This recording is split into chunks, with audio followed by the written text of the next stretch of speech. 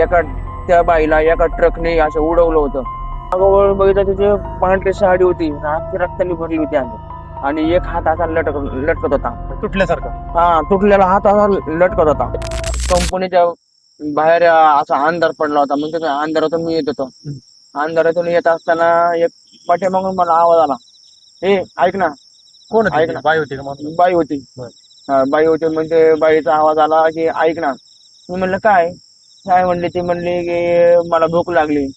तर भूक लागल्यानंतर मग मी म्हणलं मग माझ्याकडे काय नाहीये, पैसे आहेत देऊ का? ते म्हणले पैसे नाही, मला जेवायचे, मला भूक लागली. मग मी चालायचो म्हणजे आवाज यायचे, चालायचो ना आवाज यायचे. म्हणजे ही काय आवाज यायला लागली. मग माझ्या लक्षात आलं. अरे बापरे, म्हणलं काय हा आवाज माझ्याकडे काहीतरी आहे डब्यामध्ये.